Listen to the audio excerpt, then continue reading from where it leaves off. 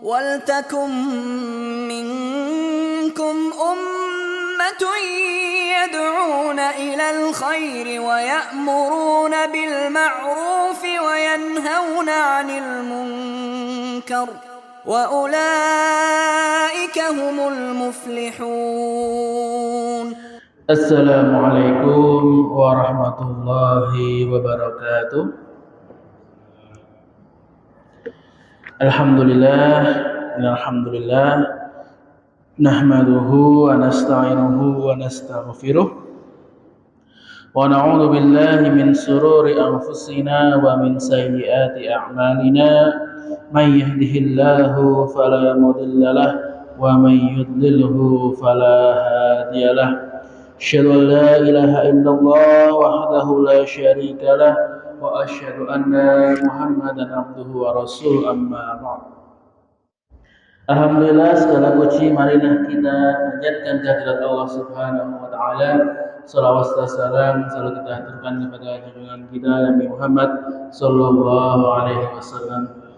Jemaah, Bapak-bapak, Ibu-ibu rahimani wa rahimakumullah, pada kesempatan sore hari ini kita akan melanjutkan membaca Quran bersama-sama. Kita akan mengulangi lagi ya, kemarin karena baru dibaca, belum dibahas. Kita ulangi lagi baca dari surat Az-Zumar ayat 11 ya. Moga nanti kita baca sampai ayat 21.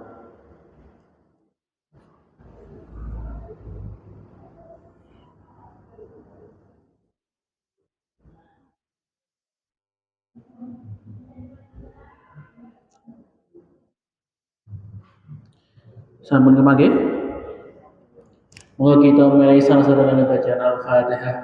A'udzu billahi minasy syaithanir rajim. Bismillahirrahmanirrahim.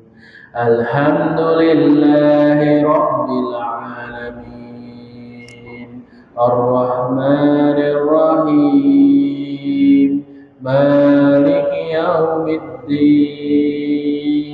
Iyyaka na'budu wa iyyaka nasta'in. Ihdinas siratal mustaqim.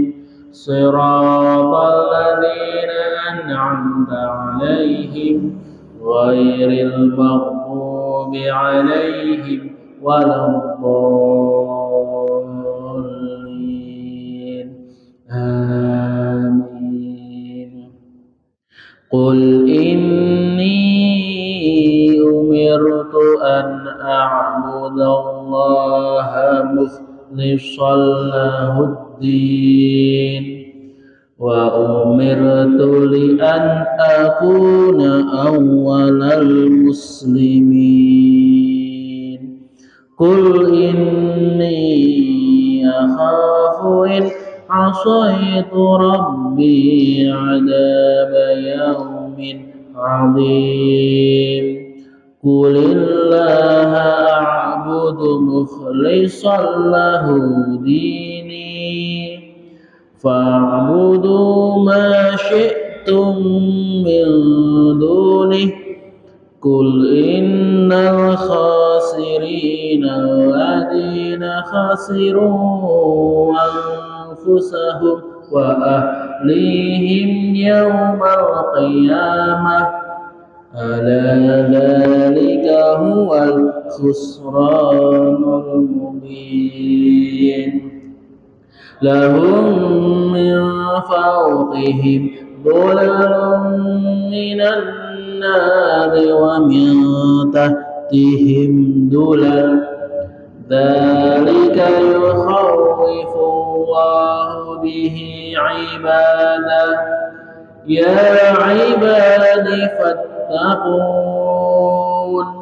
Walladzina ijtanabut طاغوت أن يعبدوها وأنابوا إلى الله لهم البشرى فبشر عباد الذين يستمعون القول فيتبعون أحسنه أولئك الذين هداهم الله وأولئك هم أولو الألباب أفمن حق عليه كلمة العذاب أفأنت توقظ من في النار لكن الذين اتقوا ربهم لهم غرف من فوقها غرف مبنية تجري من تحتها الأنهار وعد الله لا يخلف الله الميعاد ألم تر أن الله أنزل من السماء ماء فسلكه ينابيع في الأرض ثم يخرج به زرعا مختلفا ألوانه ثم يهيج تراه مصفرا ثم يجعله حطاما إن في ذلك لذكرى لأولي الألباب صدق الله العظيم اللهم ارحمنا بالقرآن. Coba rahimani wa rahimakumullah, moga kita baca terjemahannya bersama-sama dan kita tadabburi makna dari ayat-ayat yang sudah kita baca. Dari ayat 11 Allah berfirman, "Qul, katakanlah wahai Nabi Muhammad, inni sesungguhnya aku umirtu diperintahkan an a'budallah untuk menyembah Allah Ta'ala mukhlishal lahuddin dengan penuh ketaatan kepadanya dalam menjalankan agama. Ya, jadi ketika di ayat sebelumnya Allah memerintahkan untuk bertakwa kepada Allah, bagaimana bentuk bertakwa itu? Orang-orang yang disebut sebagai orang bertakwa dijelaskan di ayat sebelumnya, di ayat setelahnya, bahwa orang yang bertakwa adalah orang yang menyembah Allah Ta'ala. Dengan apa menyembahnya? Dengan penuh ketaatan. Artinya semua perintah Allah itu ditaati, semuanya tidak pilih-pilih. Allah berfirman, "Udkhulu fis-silmi kaffah." Masuklah ke dalam Islam secara kafah. Maksudnya apa kafah? Ya Islam itu punya satu paket aturan, nah itu harus diterima semuanya, tidak boleh pilih-pilih. Yang enak dilaksanakan, yang gak enak ditinggalkan. Wah, soal zakat seneng diambil, soal hijab gak seneng ditinggalkan, soal sholat oke gak masalah dipakai, soal puasa lagi males ditinggalkan. Seperti itu tidak boleh. Kalau mau memang menjadi orang yang benar-benar bertakwa, semua yang Allah perintahkan itu harus ditaati dengan penuh ketaatan. Kemudian Allah juga berfirman, wa umirtu, dan aku diperintahkan, ya, Nabi diperintahkan li'an akuna, agar menjadi awal muslimin, yaitu yang pertama-tama berserah diri. Jadi Nabi di sini itu menjadi uswah, ya, menjadi contoh. Karena namanya Nabi yang memerintahkan, maka harus juga mencontohkan. Makanya menjadi nasihat bagi kita ketika kita mengajak kebaikan, ya jangan lupa dengan dirinya sendiri. Jadi ketika kita mengajak kepada sesuatu, kita menyuruh kepada sesuatu, kita menyarankan kepada suatu kebaikan, yaitu selain kita menyarankan kepada orang lain, itu juga kita mengajak diri kita sendiri. Bagaimana diri kita itu juga mengerjakan perbuatan tersebut. Jangan seperti orang Yahudi yang Allah katakan antaqulu ma la taf'alun, engkau mengatakan sesuatu yang tidak pernah kamu kerjakan.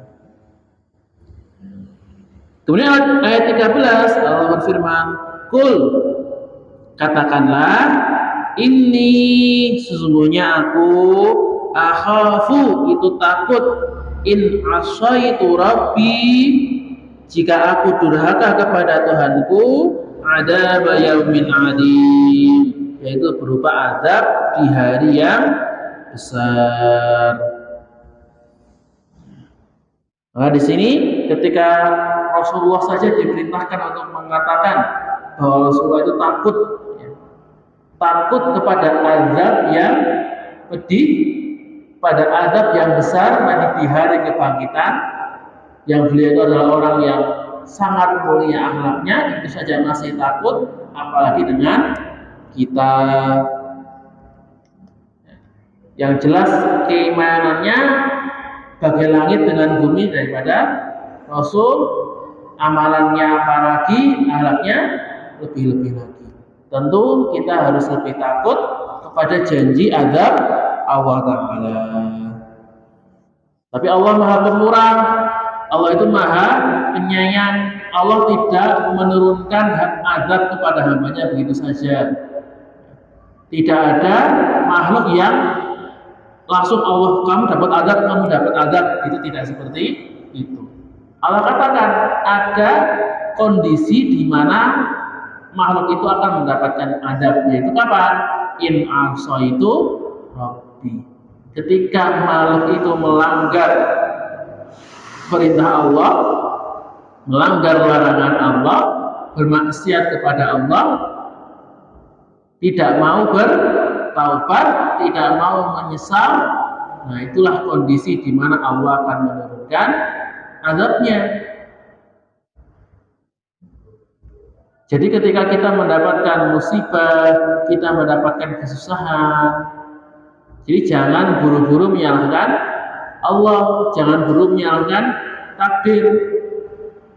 Ada orang yang kena musibah, apa salah saya sehingga mendapatkan musibah ini? Kalau diteliti, salahnya banyak. Ya. Jadi soal bahasanya berkata, apa salah saya? Kenapa saya dapat seperti ini? Tapi ketika dia benar-benar muhasabah, dia benar-benar mengulangi lagi kehidupannya, mengorek-orek kisah-kisah masa lalunya, maka dia akan mendapati betapa banyak kemaksiatan yang dia lakukan, betapa banyak perintah yang dia lalaikan, betapa banyak larangan yang ia langgar. Ya karena begitu besar kesalahannya, jangan salahkan Allah kalau Allah sudah menurunkan azabnya.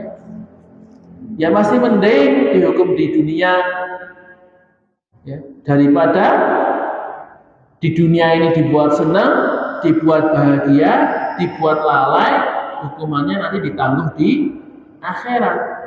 Padahal kalau hukuman di akhirat itu lebih lama dan lebih besar.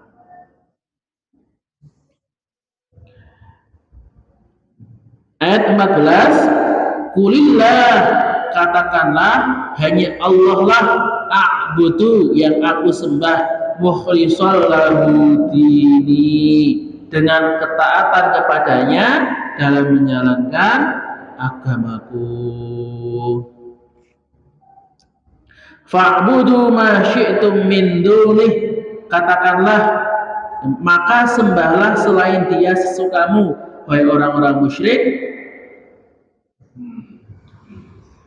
Qul innal khasirina alladziina khasiru anfusahum, katakanlah sesungguhnya orang-orang yang rugi adalah orang-orang yang merugikan diri mereka sendiri wa ahlihim yaumal qiyamah, dan keluarga mereka pada hari kiamat. Ala dzalika huwal khusranul mubin, yang demikian itu adalah kerugian yang nyata. Maka di sini Rasulullah diperintahkan oleh Allah Subhanahu wa taala untuk menyuruh hambanya.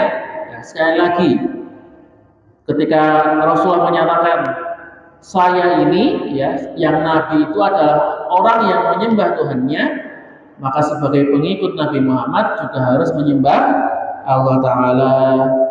Dan tadi menyembahnya dengan sebenar-benar penyembahan, dengan seluruh ketaatan, ya, dengan seluruh keikhlasan, jangan setengah-setengah, jangan riya. Kemudian Allah memberikan ancamannya kepada orang-orang yang musyrik, yang tidak mau beriman. Fa'budu ma syi'tum, silakan sembahlah sesuka kalian. Nah, ini bukan berarti Allah itu memerintahkan kita, membebaskan kita untuk berbuat syirik ya. Tapi ini kayak bahasa orang marah. Kayak bapak-bapak, ini pun anaknya saking bandele, saking jengkel gini, wis sasak wae. Pak lunga rono, Pak dolan rono, mbuh sasakmu. Aku ora mikir neh. Nah, sama seperti itu. Ya, karena ini orang-orang kafir sudah dikasih tahu nggak mau ngikut, nggak mau mendengarkan, sudah dinasihati tetap cuek saja, keluar masuk telinga kanan, keluar telinga kanan. Mending keluar telinga kiri Pak, masih lewat otak kita. Nah, ini masuk telinga kanan langsung mantul, nggak masuk sama sekali. Kalau seperti ini sudah Allah katakan, ya kalau sama mereka silakan, ya berbuatlah sesukamu, beribadahlah sesukamu. Tapi ingat, ya, ketika Allah memberikan kepada kita kebebasan untuk memilih, memberikan kepada kita kebebasan untuk beribadah, tapi Allah juga memberikan konsekuensi, memberikan akibat. Bagi orang yang memilih jalan kebenaran, Allah janjikan rahmat dan kenikmatan. Tapi bagi orang yang memilih jalan kesesatan, memilih jalan kekafiran, maka Allah juga menjanjikan balasan berupa azab yang pedih. Ini sesungguhnya orang-orang yang rugi, jadi orang-orang yang bangkrut, orang-orang yang nanti di akhirat adalah orang-orang yang celaka, adalah orang yang merugikan dirinya dan keluarganya di hari kiamat.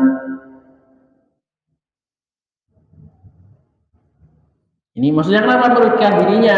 Ya tadi karena kekafirannya, kan akhirnya aslinya dia bisa masuk surga, tapi karena dia kafir malah dimasukkan ke dalam neraka.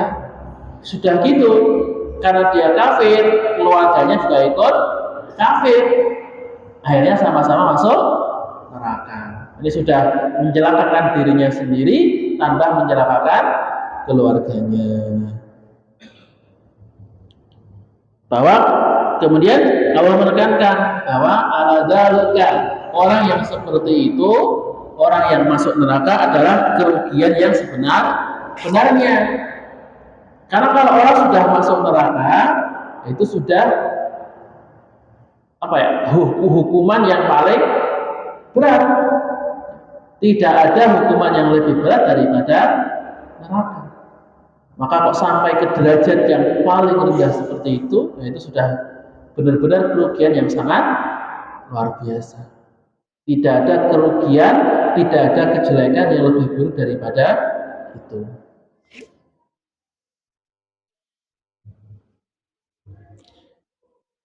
Lahum, maka di atas mereka, nah ini Allah menceritakan kondisi dari penduduk neraka. Min fawqihim dulal, di atas mereka ada lapisan-lapisan minan nar, dari api, wa min tahtihim, dan di bawah mereka gulal, juga ada lapisan-lapisan api. Dalika yukhawifullahu bihi ibadah, maka demikianlah Allah mengancam hamba-hambanya. Jadi Allah katakan di neraka itu semuanya api, di atasnya api, di bawahnya api, tempat tidur dari api, minumnya api, makanannya api, semuanya api, semuanya panas. Bahkan airnya pun air yang berapi, air yang mendidih. Kan di sini ketika Allah menggambarkan neraka, itu Allah ingin mengancam kita, Allah ingin mengingatkan kita. Ini loh akibat yang yang Allah tentukan, yang Allah berikan kepada orang-orang yang kafir. Karena Allah tahu gak ada manusia di dunia ini yang tahan api. Jangankan berjam-jam, kita itu kebakar 1 detik saja itu tidak kuat. Ya, kena panas langsung refleks, minggir. Paling berapa? 0, berapa detik ya? Itu saja sudah ada luka bakarnya. Bayangkan bagaimana kalau kita dibakar hidup-hidup 1 jam, 2 jam, 5 jam, 7 jam, 10 jam, 1 hari, 1 minggu, bahkan bertahun-tahun itu dibakar terus menerus. Ya Allah katakan setiap kali kulit kita dibakar Allah akan ganti baru lagi, sehingga kita tetap merasakan rasa sakitnya dibakar terus menerus, dibakar seperti itu, dan kita tidak akan bisa mati. Kalau orang dibakar di dunia, paling berapa menit dan sudah meninggal sudah selesai perkara. Tapi nanti di akhirat, ketika Allah membakar orang-orang yang durhaka, itu tidak akan ada habisnya, karena abadi selama-lamanya di neraka. Kita bayangkan bagaimana ngerinya siksa tersebut. Mungkin kadang-kadang kita membaca ibadah sebagai hambanya, alladzina yastami'una al-qaul, yaitu mereka yang mendengarkan perkataan, yaitu perkataan Rasulullah, ya ajaran dari Rasulullah, baik berupa Al-Quran maupun sunnah, fayattabi'una ahsanah, lalu mengikuti apa yang paling baik di antara mereka. Jadi yang diajarkan oleh Al-Quran itu semuanya baik, semuanya utama. Tapi kalau kita mau mengamalkan seluruh Al-Quran, mengamalkan seluruh amal soleh, itu waktu kita tidak cukup, tenaga kita tidak kuat. Maka bagaimana?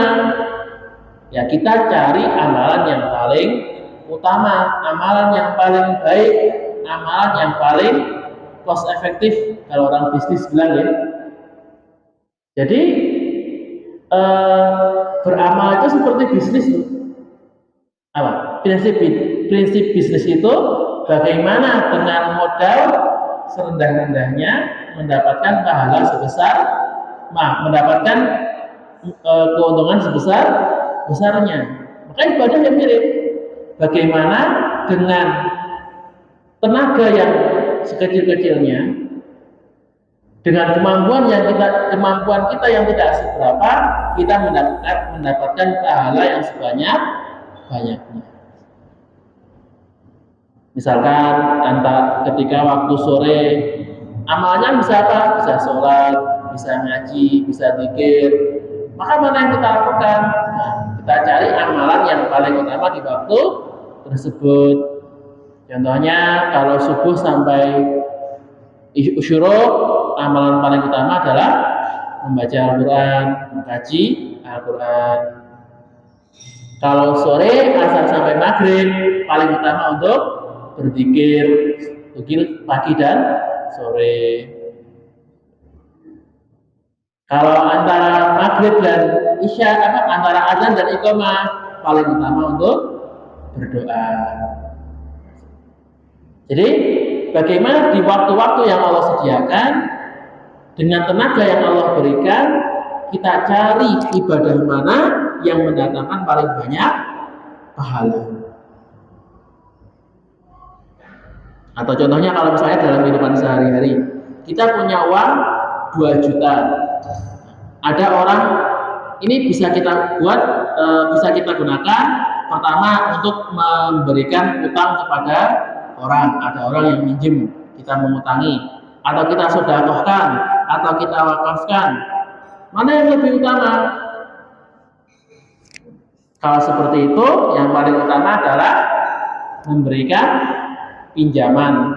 Karena kalau memberikan pinjaman, itu kan orangnya pasti butuh, itu pahalanya lebih besar.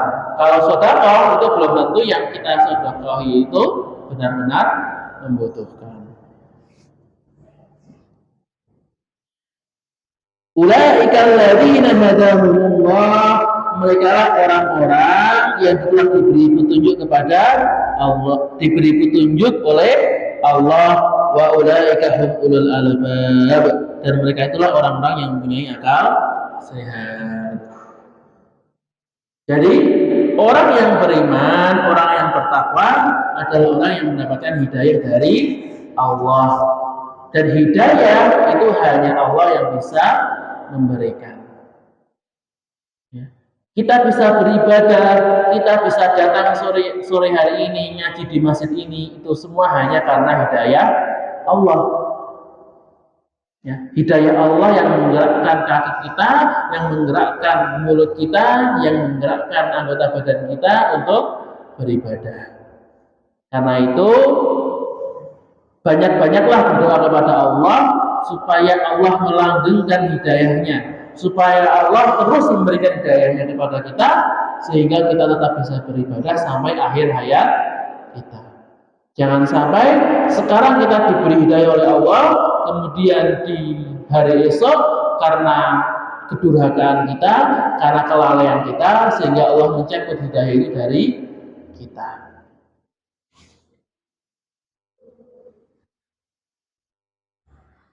Kemudian ayat 19, afaman haqqa alaihi, maka apakah engkau hendak mengubah nasib orang-orang yang sudah ditetapkan atas mereka kalimatul adab, yaitu berupa adab.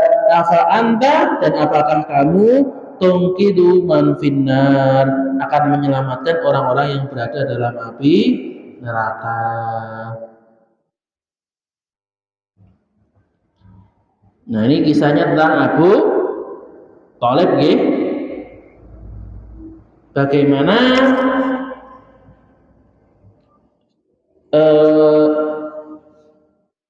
ketika Abu Thalib itu meninggal, kan Rasulullah itu ingin mendoakan Abu Thalib, ya, karena walaupun Abu Thalib itu kafir, tapi betapa besar perjuangan beliau, betapa besar kebaikan beliau kepada Nabi. Tapi Allah langsung menegur, ya, tidak pantas bagi seorang Nabi untuk meminta ampun kepada Allah bagi seorang yang jelas-jelas sudah masuk neraka.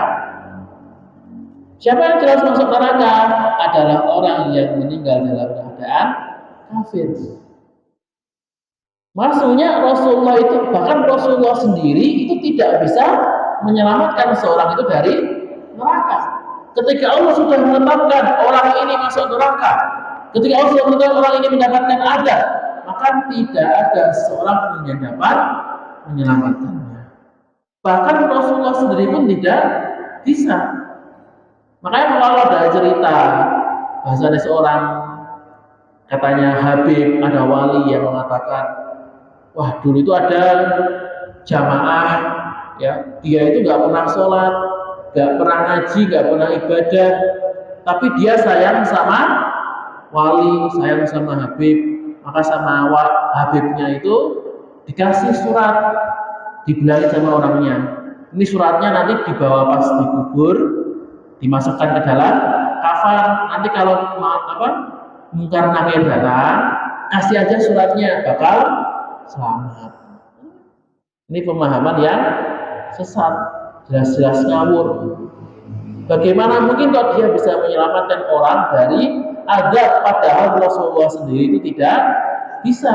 Apakah dia mengatakan Habib ini lebih mulia dari Rasul, lebih dicintai Allah daripada Rasul? Kan tidak.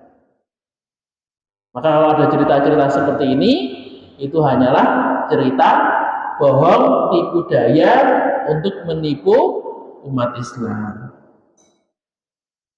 Maka ketika ada orang yang mendapatkan keistimewaan bisa memberikan syafaat seperti syafaatnya Rasulullah, syafaatnya orang yang syahid, syafaatnya orang-orang yang menghafalkan Al-Quran, syafaatnya orang-orang yang ditinggalkan oleh anak-anaknya. Itu ketika orang bisa memberikan syafaat, itu semua atas izin Allah. Dia hanya bisa memberikan syafaat kepada orang yang diizinkan oleh Allah Ta'ala. Maka Nabi Muhammad hanya bisa memberi syafaat kepada orang beriman, tidak bisa memberikan syafaat kepada orang Yahudi, orang Nasrani, kepada orang musyrik, itu tidak bisa.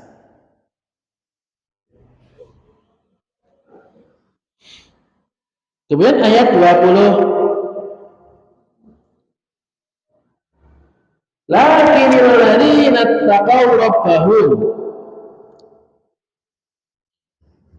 tetapi orang-orang yang bertakwa kepada Tuhannya, lahum ghurafum min fawqiha ghurafum mabniyah, mereka mendapatkan kamar-kamar di surga, di atasnya terdapat pula kamar-kamar yang dibangun bertingkat-tingkat, tajri min tahtihal anhar, yang mengalir di bawahnya sungai-sungai. Wa'adallah, itulah janji Allah, la yukhlifullahul mi'ad, Allah itu tidak pernah mengingkari janjinya. Jadi kalau orang yang di neraka itu semuanya api, di atasnya api, di bawahnya api, semuanya terbuat dari api, maka kalau di surga Allah mengatakan akan dibuat ghuraf, dibuat kamar-kamar yang bertingkat-tingkat. Karena memang orang-orang itu senang dengan bangunan bertingkat. Sifat manusia itu senang dengan bangunan-bangunan yang tinggi karena menunjukkan kemewahan, kemegahan dari bangunan tersebut. Bahwa di surga itu juga ada mengalir air sungai.